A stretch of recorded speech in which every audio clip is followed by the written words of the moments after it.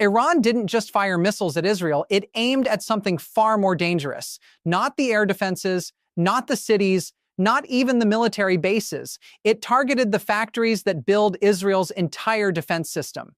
They are the places where systems like Iron Dome, David's Sling, and the Arrow Missile Defense Network are designed, built, and maintained. The same infrastructure that produces drones, interceptors, and advanced military technology that Israel relies on every day. The strike was reportedly part of Wave 55 of Operation True Promise 4, and its significance was immediate, because targeting production facilities represents a fundamental shift in strategy. Hitting a military base can disrupt operations temporarily. Striking a city creates pressure and damage. But targeting the industrial backbone of defense systems introduces a different kind of threat, one aimed at long-term capability. If production slows, repairs become harder. If facilities are damaged, replacement systems take longer to arrive. In modern warfare, sustainability can be just as important as firepower. And by shifting the battlefield from the front lines to the factories behind them, the conflict may be entering a new phase, one where the ability to keep defending becomes the real objective. To understand the significance of the strike, you have to look beyond the missiles and into the system that builds them. At the center of Israel's defense ecosystem sits Rafael Advanced Defense Systems. For many observers, names like Iron Dome or David's Sling are seen as standalone military systems, but in reality they are industrial products, designed, manufactured, and continuously upgraded inside a tightly connected network of defense companies. Rafael is the core of that network.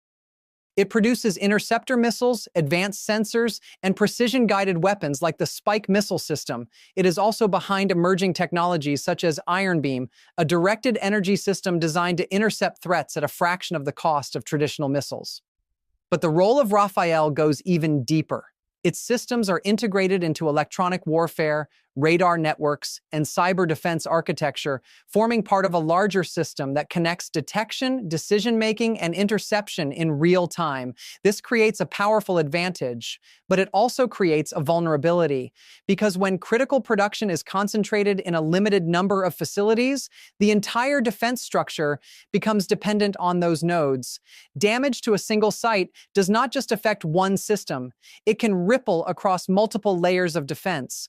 And that is what makes this moment different. This is not just about intercepting missiles, it is about whether the systems that build those defenses can continue to operate under pressure. Because in modern warfare, the battlefield does not end at the front line. It extends into factories, laboratories, and the supply chains that sustain them.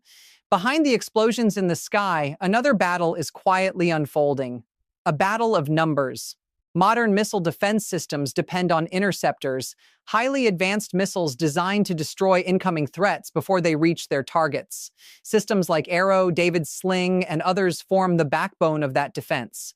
But every interception comes at a cost, and that cost is not just financial. Reports now suggest that Israel's interceptor stockpiles may be under growing strain. In previous rounds of conflict, large numbers of interceptors were used in rapid succession, sometimes dozens in a single engagement, sometimes hundreds over the course of days. Each one matters, because these interceptors are not simple weapons. They are complex systems that can cost anywhere from $2 million to over $12 million per unit. In high-intensity scenarios, the cost of defense alone can rise into the hundreds of millions within days.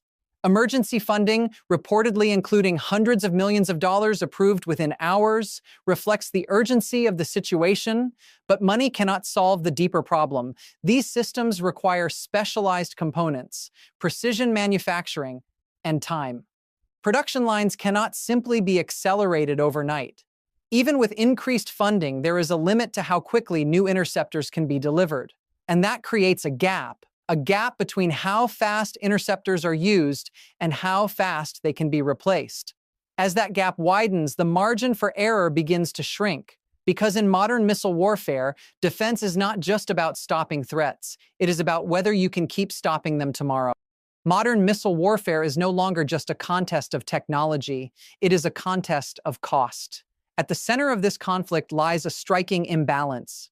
Offensive systems, drones, and certain types of missiles can be produced at relatively low cost. In contrast, the interceptors used to stop them can cost tens or even hundreds of times more. This creates a dangerous equation. A single low-cost drone can force the launch of a high-cost interceptor.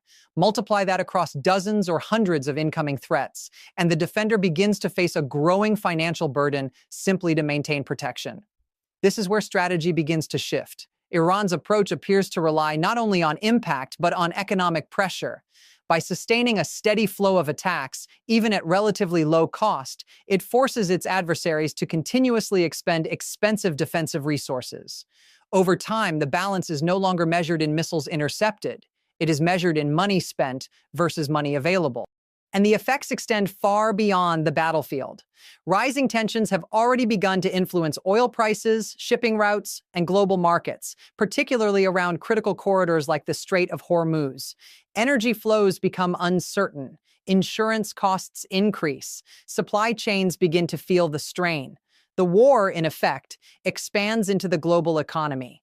Because in this kind of conflict, victory is not only about who has the most advanced weapons, it is about who can afford to keep using them.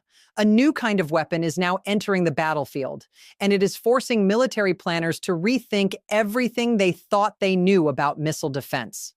Iran's introduction of the Fattah-1 and Fattah-2 missile systems represents more than just another upgrade in range or payload. It marks a shift into the world of hypersonic warfare, where speed, maneuverability, and unpredictability combine in ways traditional defenses struggle to counter. To understand why, you have to look at how these weapons differ from conventional missiles. A standard ballistic missile follows a largely predictable arc. Once detected, defense systems calculate its trajectory and launch interceptors to meet it at a specific point in space. But hypersonic systems break that logic. The Fattah-1 is believed to use a maneuverable re-entry vehicle, allowing it to adjust its path during descent. The Fattah-2 goes even further, reportedly incorporating a hypersonic glide vehicle, a system that can travel at extreme speeds while actively changing direction throughout its flight. This combination creates a new problem, because interception depends on prediction. And when a missile can maneuver unpredictably at speeds exceeding Mach 5, that prediction becomes far more difficult. The engineering behind these systems is complex. Extreme heat, structural stress, and control at hypersonic velocity all present major challenges. The fact that such weapons are now appearing in active conflict signals a major technological shift. And perhaps most concerning is what this means for defense. Because if traditional interception models begin to fail, the balance between offense and defense may be changing. And that balance has defined missile warfare for decades. The pattern is no longer random. It is systematic. Across multiple waves of attacks, a clearer strategy has begun to emerge, one focused not just on impact, but on dismantling the defense network itself. The sequence matters. First come the strikes on early warning radars and detection systems, the sensors that give defenders precious minutes to react. These systems track incoming missiles, calculate trajectories, and feed data into interception networks. Without them, the entire system begins to slow down. Then come attacks on the infrastructure that supports interception, communication nodes, coordination centers, and launch systems that rely on accurate targeting data. Because missile defense is not a single weapon, it is a chain. Detection, tracking, decision, interception. Break one link, and the entire chain weakens. This is why radar systems are so critical. They are the eyes of the defense network. Without reliable detection, even the most advanced interceptors become far less effective. And the impact is not limited to one country. Across the region, defense systems are facing growing pressure. Interceptor stockpiles are being tested. Radar coverage is being strained. Response times are shrinking. The strategy appears clear. Do not just overwhelm the shield. Blind it first. Because once visibility is reduced, even a smaller number of incoming threats can have a far greater effect. And that is where the balance of the conflict begins to shift.